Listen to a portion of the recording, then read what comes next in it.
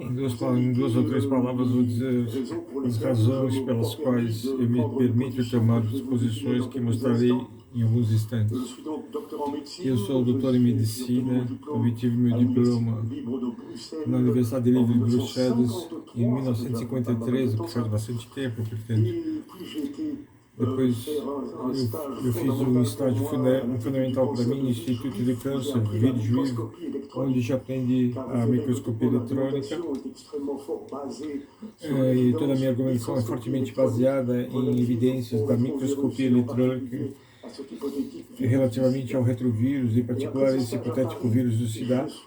E depois eu fui para Nova York, a princípio por um ano, mas eu fiquei 25 anos. Eu me tornei diretor do laboratório central de microscopia desse instituto de microscopia eletrônica, onde fiz o essencial de meus trabalhos que farei alusão a seguir. Em 1981 fui para Toronto para assumir a direção de um grande laboratório de microscopia eletrônica, a Faculdade de Medicina de Toronto, onde eu fiquei lá, trabalhei 3 anos.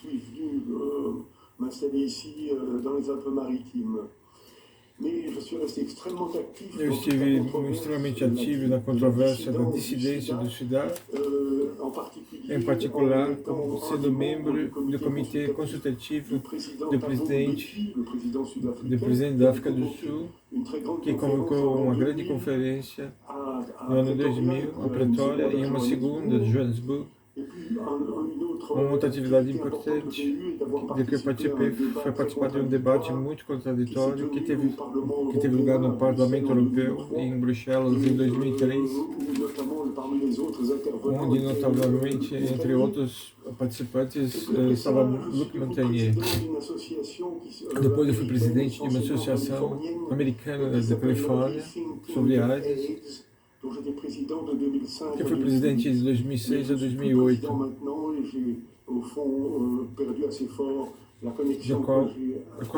da qual eu estou afastado nesse momento. Aí está o essencial. Devo mencionar também que durante minha estada em Nova York, eu fui o primeiro a demonstrar no microscópio eletrônico a formação de retrovírus à superfície das células que eles infectam. Portanto, eu me mantive intensamente implicado em todos os programas relativos à pesquisa frenética de um vírus da leucemia, do câncer múltiplo, vírus que de toda forma jamais foi identificado, mas permaneceu no centro de minha atividade científica de aplicar a microscopia eletrônica na busca desse vírus que nós chamamos retrovírus e do fantomático HIV, o pretendido pertencente à família dos retrovírus. Isso para lembrar, em poucas palavras, a razão por que eu me creio ter autoridade científica para assumir a posição que passarei a resumir. É preciso ver a SIDA de modo diverso. Eu penso, sem a menor hesitação, que é preciso responder afirmativamente essa questão. Quando a medicina se afirma que uma doença tem uma causa viral, e depois dos 25 anos seguintes, toda a pesquisa sobressalhada sobre essa premissa e toda a hipótese, todos os créditos de pesquisa alocados em programas que são unicamente baseados nessa hipótese, é uma coisa. Quando, 25 anos mais tarde, todos esses trabalhos não conduzem a nenhum tratamento, não conduz a nenhuma previsão epidemiológica lógica, verificável, que jamais permitiu permanecer uma vacina que tivesse uma eficácia, uma eficácia. Nessas circunstâncias, não pensaria você que a hipótese de partida seria falsa? Esse é meu pensamento. E é por isso que eu respondo afirmativamente essa questão. Sim, é preciso ver a SIDA diversamente. É preciso entender por seropositividade uma avaliação da taxa de anticorpos num determinado paciente. O que é preciso cuidadosamente apagar no pensamento de todos que esse termo seropositividade reflete a presença diretamente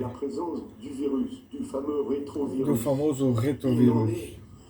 Isso é absolutamente. A seropositividade é unicamente obtida pelo teste ELISA, é uma medida de taxa de anticorpos. De quais anticorpos? De anticorpos de tudo e contra não importa o que. Não há nenhuma especificidade contra o pretendido retrovírus do HIV. Portanto, é um imenso erro que é preciso corrigir na cabeça do grande público, que essa medida indica a presença do vírus. Absolutamente, indica simplesmente a presença de anticorpos. Ora, esses anticorpos podem ser a resposta à presença de proteínas estranhas, de procedência extremamente variável. Um artigo extremamente importante que foi publicado nos Estados Unidos, na Califórnia, por Christine Johnson, em 1996, onde ela estabeleceu uma lista de perto de 70 condições medicais que podem conferir a chamada seropositividade. Essa lista é enorme e todos estes que são marcados com essa etiqueta seropositivo deveriam, antes de tudo, ver essa lista attentivamente para ver se o perfil, sua história medical não se explicaria muito mais simplesmente evocando a hipótese de uma infecção por um pretendido HIV. Essa lista compreende infecções como a tuberculose, a lepra, a malária, como o vírus herpes, assim como grandes números de vacinação, como a vacinação antigripal, por exemplo, assim como as transfusões múltiplas e, portanto, as proteínas estranhas que o corpo atua e leva à produção de anticorpos, que são dirigidos contra essas proteínas estranhas. Isso me faz pensar aos hemofílicos. Os hemofílicos são muito tradicionalmente tratados por numerosas transfusões sanguíneas. Os hemofílicos fabricam, portanto, taxas elevadas de anticorpos que levam a seus testes positivos sejam positivos.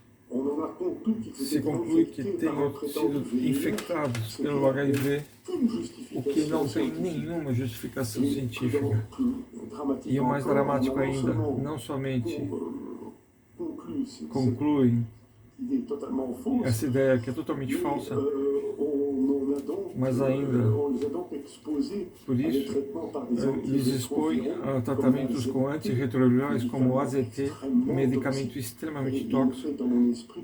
E no meu espírito não tenho dúvida que grande número de hemofílicos soropositivos foram mortos não do VIH, mas sim da toxicidade do AZT, antirretroviral que lhes foi imposto entre os anos 1987 e 1992, nos quais o AZT foi aviado em doses terrivelmente tóxicas,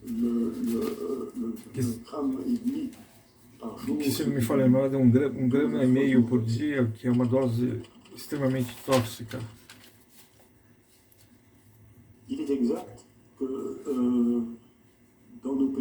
Nos países ocidentais, se ajuda a um segundo teste, um teste que a gente chama de Western blot,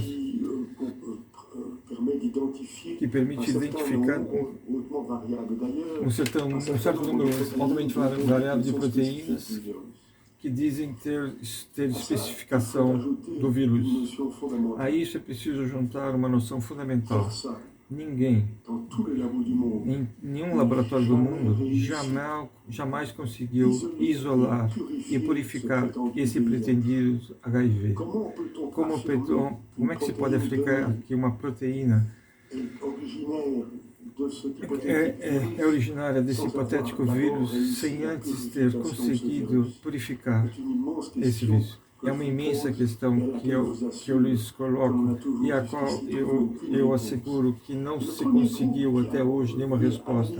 O primeiro grupo que realizou todos esses dados é baseado na Austrália.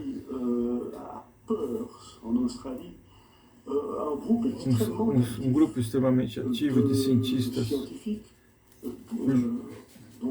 cujos nomes todos conhecem, Val Turner e Eleni Papadopoulos, que trabalharam muito fortes sobre isso e que foram os primeiros a dizer que este teste, o Western não tem nenhuma especificidade, pela boa razão de que não houve previamente um isolamento e uma purificação do HIV.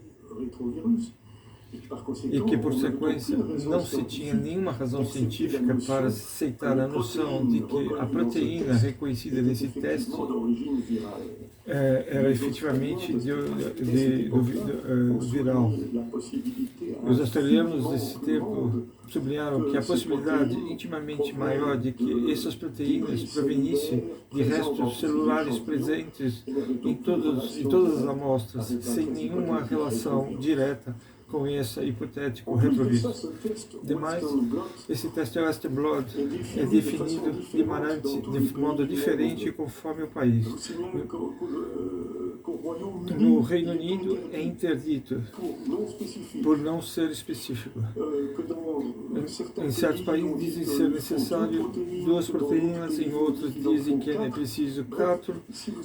Portanto, se você é identificado como positivo por esse teste num país, talvez seja necessário você pegar um avião e ir para outro país vizinho para se tornar negativo, o que mostra o grau terrivelmente frágil desse teste Western Blot.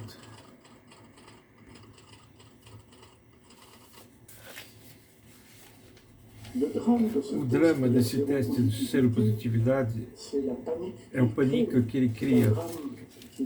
É um drama que essencialmente foi desenvolvido mediaticamente. Quer dizer, como dizia o célebre Coluche, o SIDA é uma doença que se transmite mediaticamente. Se não tivesse havido o afluxo mediático de toda essa questão, eu creio que o anúncio de uma seropositividade deixaria as pessoas relativamente indiferentes. E houve uma tal amplificação próxima da histeria, criadora de um pânico, de um terror mundial, que faz que as pessoas que sejam declaradas positivas entrem em um pânico evidente, numa depressão inevitável. Um número trágico dentre eles se suicidam ou de desespero, que suas vidas pessoais sejam completamente reviradas, perda do trabalho, divórcio, mergulho em condições de vida absolutamente lamentáveis, grande dificuldade de escapar da teoria oficial, segundo a qual a indicação dessa seropositividade impõe o tratamento para drogas de uma toxicidade enorme. Mas o que é preciso acrescentar a essa toxicidade desse medicamento algo perverso, é que a toxicidade desse medicamento é um conjunto de sintomas que parecem de muito perto o SIDA mesmo, por exemplo, uma forte depressão da imunidade, uma forte depressão da atividade da medula óssea, portanto, uma grande anemia tratada por transfusão que faz aumentar o número de anticorpos e o chamado seropositividade. Portanto, se torna muito fácil para um médico que se culpa desses doentes dizer, vejam, dizer às famílias, vejam, nós fizemos tudo o que podíamos, mas ele finalmente está morrendo de se dar. É verdadeiramente dramático compreender que os efeitos secundários da alta toxicidade desse medicamento possa ser confundido com o SIDA e, por consequência, permitir uma confusão terrível entre os efeitos secundários do medicamento e a síndrome em si mesmo.